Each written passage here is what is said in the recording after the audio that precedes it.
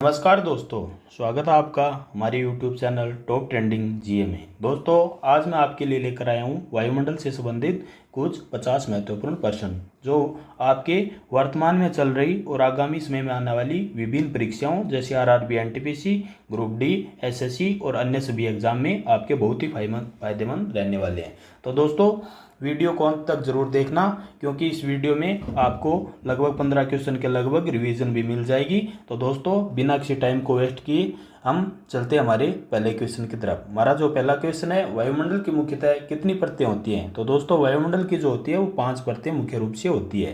दोस्तों, हमारी जो पृथ्वी होती है इससे लगभग 1,90,000 किलोमीटर तक हमारा वायुमंडल पाया जाता है। इसमें हमारी 5 परतें होती है। 1,90,000 किलोमीटर के ऊपर जाने पर अंतरिक्ष का हिस्सा आ जाता है। तो दोस्तों, चलते हैं हमारे अगले क्वेश्चन की तरफ। हमारा अगला क्वेश्चन है, वायुमंडल की 5 परतें कौन सी होती है? तो दोस्तों, वायुमंडल की जो 5 परतें होती है वो क्षोभमंडल, समतापमंडल, मध्यमंडल, आयनमंडल, बाह्यमंडल, ये 5 परतें वायुमंडल की होती है। तो दोस्तों, हमारा ऑप्शन एफ है ये इसका राइट आंसर हो जाएगा।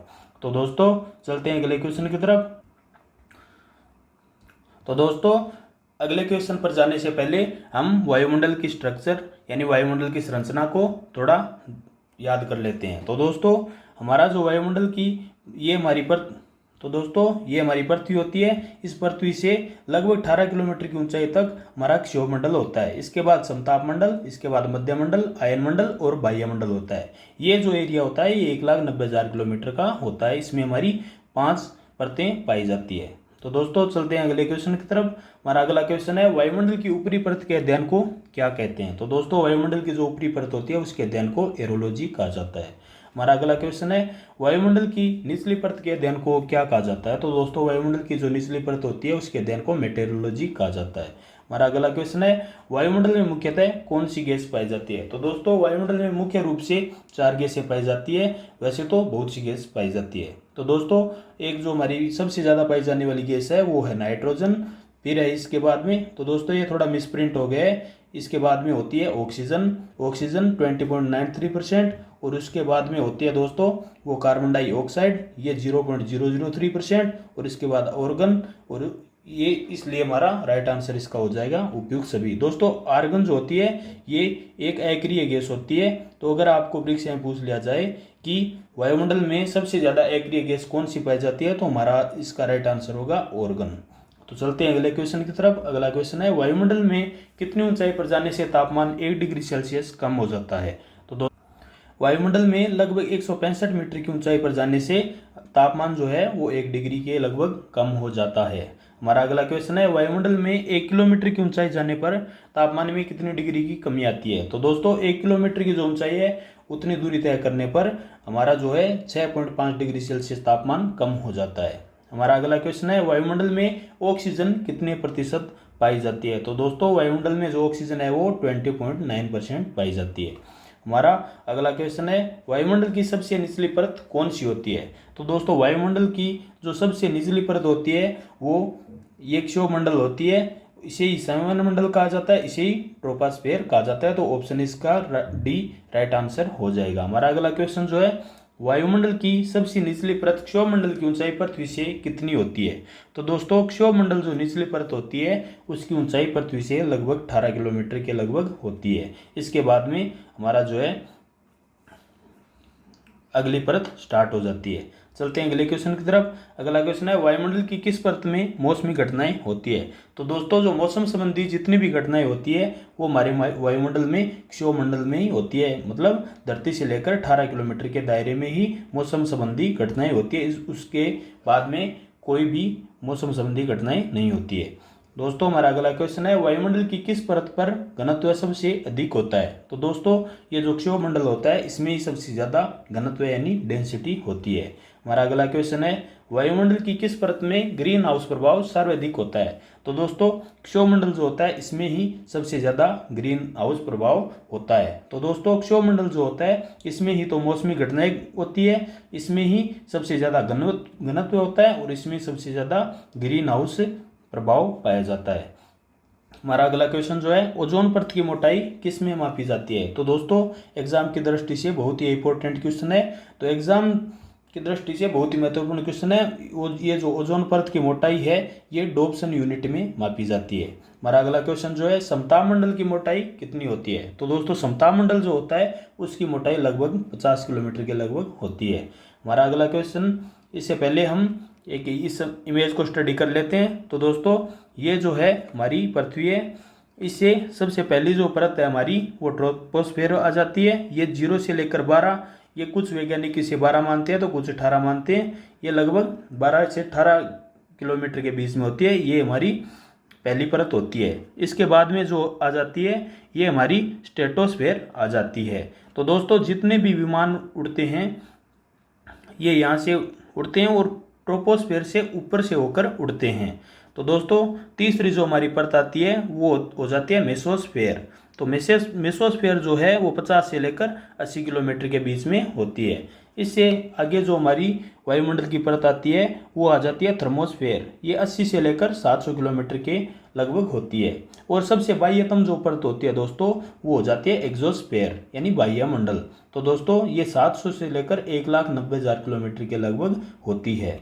तो चलते हैं हमारे अगले क्वेश्चन की तरफ। हमारा अगला क्वेश्चन है, तो दोस्तों अगर आपको ये वीडियो पसंद आ रहा है तो हमारे वीडियो को लाइक कीजिए, चैनल को सब्सक्राइब कर लीजिए और अपने दोस्तों के साथ इस वीडियो को ज़्यादा से ज़्यादा शेयर कीजिए।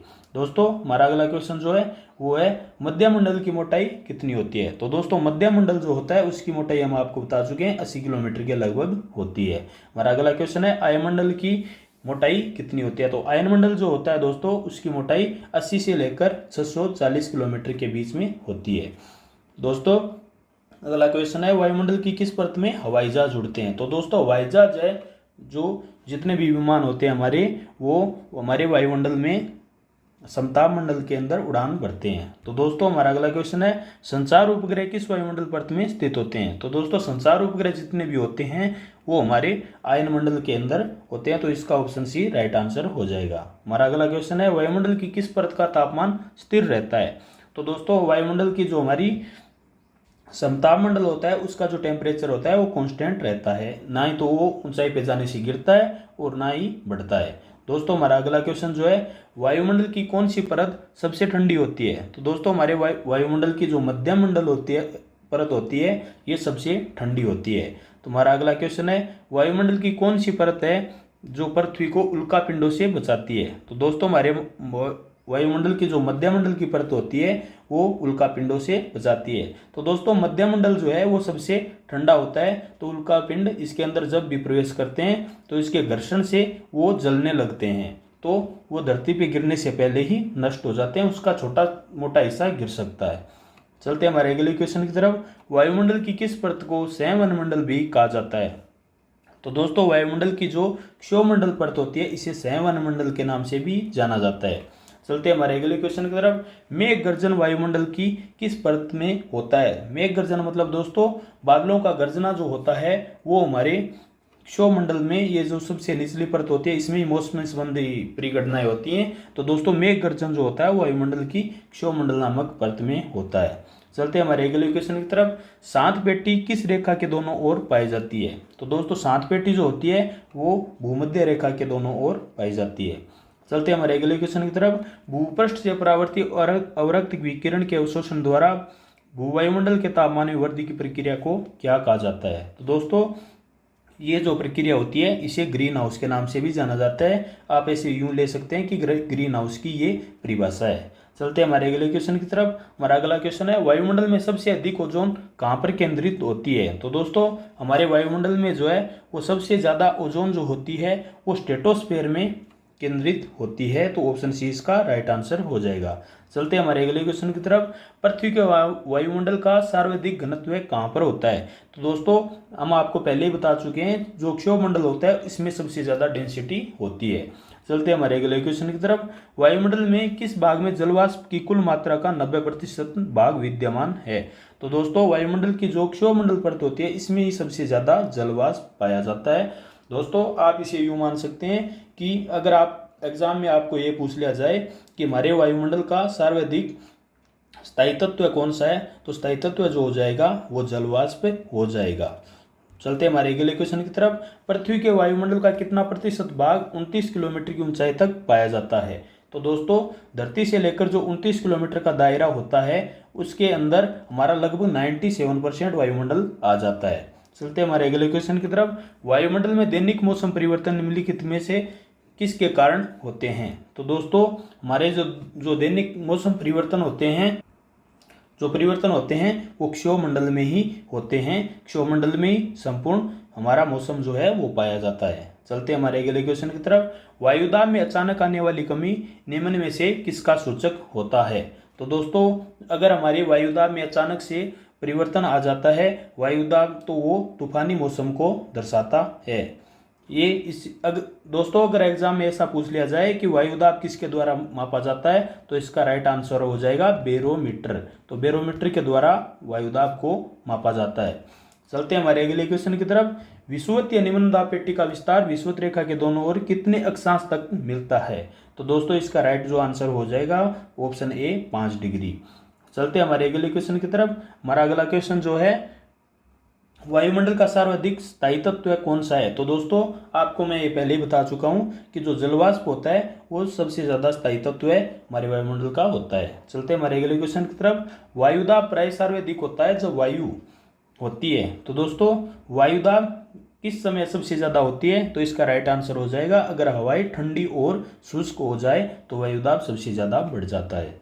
दोस्तों हमारा अगला क्वेश्चन है किस वायुमंडलीय परत को मौसमी परिवर्तन की छत के नाम से जाना जाता है? तो दोस्तों मौसमी जो जितनी भी घटनाएं होती हैं वो क्षोभमंडल में होती है, तो इसका सभी क्वेश्चनों का आंसर जो है वो क्षोभमंडल ही हो जाएगा। दोस्तों चलते हैं हमारे अगले क्वेश्चन की तरफ। संचार उपग्रह किस वायुमंडल स्तर में स्थित होते हैं? तो दोस्तों जो संचार उपग्रह होते हैं वो हमारे वायुमंडल के आयनमंडल में होते हैं। हमारे जो मोबाइल फोन के नेटवर्क जितने भी होते हैं, हमारे संचार संबंधी गतिविधियां होती हैं वो आयनमंडल में ही होती है। चलते हैं हमारे अगले क्वेश्चन की तरफ। सामान्य वायुदाब पाया जाता है। तो दोस्तों क्वेश्चन ये है कि सामान्य वायुदाब कहाँ पर पाया जाता है? तो इसका राइट आंसर जो हो जाएगा वो हो जाएगा सागर तल। सागर तल में सामान्य वायुदाब पाया जाता है। हमारा अगला क्वेश्चन जो है रेडियो की लघु तरंगें आयनमंडल की किस परत से परावर्तित होकर धरातल पर आती है? तो दोस्तों इसका जो राइट आंसर है वो हो जाएगा एफ परत, ऑप्शन सी। चलते हैं हमारे अगले क्वेश्चन की तरफ। ओजोन परत अवस्थित है। तो दोस्तों ओजोन परत है वो कौन से मंडल में अवस्थित होती है? तो दोस्तों इसका जो राइट आंसर है वो हो जाएगा समताप मंडल में। चलते हैं हमारे अगले क्वेश्चन की तरफ। सूर्य की ध्रुवीय किरणों द्वारा झुलसने से वायुमंडल की कौन सी गैस हमारी रक्षा करती है? तो दोस्तों एग्जाम की दृष्टि से यह बहुत इंपॉर्टेंट क्वेश्चन है और ये क्वेश्चन बहुत ही ज्यादा इजी है, तो इसका राइट आंसर हो जाएगा ऑप्शन सी ओजोन। चलते हैं हमारे अगले क्वेश्चन की तरफ। वायुमंडल में सर्वाधिक कौन सी गैस मिलती है? तो दोस्तों वायुमंडल में जो सर्वाधिक पाई जाने वाली गैस होती है 78 के लगभग ये नाइट्रोजन पाई जाती है। चलते हैं हमारे अगले क्वेश्चन की तरफ। वायुमंडल मुख्यतः गर्म होता है। तो वायुमंडल गर्म क्यों होता है? तो दोस्तों इसका जो राइट आंसर है वो हो जाएगा पृथ्वी से विकिरण द्वारा। ये जो हमारा वायुमंडल होता है वो गर्म होता है। चलते हैं हमारे अगले क्वेश्चन की तरफ। वायुमंडल में सबसे अधिक कौन सी गैस पाई जाती है? तो दोस्तों ये रिपीटेड हुआ क्वेश्चन है, तो इसमें नाइट्रोजन है वो सबसे ज्यादा पाई जाती है। चलते हैं हमारे अगले क्वेश्चन की तरफ। वायुमंडल में कौन सी अक्रिय गैस सबसे अधिक होती है? तो दोस्तों जो अक्रिय गैस होती है वो आर्गन होती है, जो वायुमंडल में सबसे ज्यादा 0.03% पाई जाती है। चलते हैं हमारे अगले क्वेश्चन की तरफ। हमारा अगला क्वेश्चन है कौन सी गैस ग्रीन हाउस प्रभाव के लिए उत्तरदायी है? तो इसका जो राइट आंसर है दोस्तों वो हो जाएगा ऑप्शन डी कार्बन डाइऑक्साइड। दोस्तों ये जो क्वेश्चन है ये एग्जाम में बहुत ज्यादा रिपीट हो चुका क्वेश्चन है, तो आप इसका स्क्रीनशॉट ले सकते हैं। तो दोस्तों अब हम कुछ क्वेश्चन का रिवीजन कर लेते हैं जिससे आपको ये क्वेश्चन सभी याद हो जाएं। तो दोस्तों हमारा पहला जो क्वेश्चन है वो है वायुमंडल का स्थायी तत्व क्या है? तो दोस्तों वायुमंडल का जो स्थायी तत्व है जलवाष्प होता है। हमारा अगला क्वेश्चन है पृथ्वी का वायुमंडल किसके द्वारा गर्म होता है? तो दोस्तों विकिरण द्वारा गर्म होता है। हमारा अगला क्वेश्चन जो है सूर्य की तीव्र किरणों से झुलसने से कौन सी गैस हमारी रक्षा करती है? तो ये ओजोन। चलते हैं हमारे अगले क्वेश्चन की तरफ। भूपृष्ठ से परावर्तित अवरक्त विकिरण के अवशोषण द्वारा वायुमंडल में तापमान वृद्धि की क्रिया को क्या कहा जाता है? तो इसे ग्रीन हाउस प्रभाव कहा जाता है। हमारा अगला क्वेश्चन जो है वायुमंडल में नाइट्रोजन की मात्रा कितनी होती है? तो दोस्तों ये लगभग 78% होती है। हमारा अगला क्वेश्चन है क्षोभमंडल की धरातल से औसत ऊंचाई कितनी होती है? तो दोस्तों क्षोभमंडल जो है उसकी धरातल से लगभग 12 से लेकर 18 किलोमीटर होती है। तो ई से एवरेज अगर माने तो 14 किलोमीटर के लगभग हम ले सकते हैं। हमारा अगला क्वेश्चन है, किस मंडल को सैवन मंडल भी कहा जाता है? तो दोस्तों क्षोभ मंडल जो होता है उसे सैवन मंडल के नाम से भी जाना जाता है। हमारा अगला क्वेश्चन है, पृथ्वी के वायुमंडल का सबसे अधिक घनत्व कहाँ होता है? तो ये क्षोभ मंडल में होता है। हमारा अगला क्वेश्चन है, वायुमंडल के दैनिक मौसम परिवर्तन किसके कारण होते हैं? तो ये भी क्षोभ मंडल के कारण होते हैं। ओजोन परत कहाँ स्थित होती है? दोस्तों ये समताप मंडल में ओजोन परत है वो पाई जाती है। हमारा अगला क्वेश्चन है, समताप मंडल में ओजोन परत का क्या कार्य है? तो दोस्तों ये हमारा जो भूतल है इसे पराबैंगनी किरणों से बचाता है। सूर्य की जो पराबैंगनी हानिकारक किरणें होती हैं उनसे हमें बचाता है। हमारा अगला क्वेश्चन है, दीर्घ रेडियो तरंग पृथ्वी के किस भाग से परावर्तित होती है? तो ये दोस्तों हमारे आयनमंडल में कार्य करती है, आयनमंडल से जो है परावर्तित होती है। हमारा अगला क्वेश्चन है, वायुमंडल में कौन सा रसायन ओजोन स्तर के अवक्षय का कारण है? तो दोस्तों क्लोरोफ्लोरोकार्बन जो है ये वायुमंडल में ओजोन स्तर के अवक्षय का कारण है। दोस्तों हमारा अगला क्वेश्चन है, दोस्तों इससे पहले आपको बता दें ये क्लोरोफ्लोरोकार्बन जो है ये हमारी एसी हमारे फ्रिज इनसे निकला हुआ कार्बन होता है जो हमारी ओजोन परत को भारी मात्रा में क्षति पहुंचा रहा है। हमारा अगला क्वेश्चन है, वायुमंडल के किस भाग में जलवाष्प की कुल मात्रा का 90% भाग विद्यमान रहता है? तो दोस्तों ये क्षोभमंडल में ही विद्यमान रहता है। हमारा अगला क्वेश्चन है, वायुमंडल का कौन सा भाग रसायन मंडल का एक भाग है? तो दोस्तों ये ओजोन मंडल जो है ये रसायन मंडल का ही एक भाग है। हमारा अगला क्वेश्चन है, हवाई जहाज उड़ने के लिए कौन सा मंडल उपयुक्त है? तो दोस्तों समताप मंडल जो होता है वो हवाई जहाज और विभिन्न विमानों के उड़ने के लिए उपयुक्त स्थान है क्योंकि इसके अंदर कोई किसी भी प्रकार की मौसमी परिघटनाएं नहीं होती है। हमारा अगला क्वेश्चन है, वायुमंडल की निचली परत क्या कहलाती है? तो दोस्तों ये क्षोभमंडल के नाम से जानी जाती है। दोस्तों अगर आपको वीडियो पसंद आया तो वीडियो को लाइक कीजिए और वीडियो पूरा देखने के लिए धन्यवाद। दोस्तों सब्सक्राइब कीजिए हमारे चैनल टॉप ट्रेंडिंग जीए को, आपको हम ऐसे वीडियो प्रोवाइड कराते रहेंगे। धन्यवाद दोस्तों, मिलते हैं किसी अगले वीडियो में, तब तक के लिए जय हिंद, गुड बाय।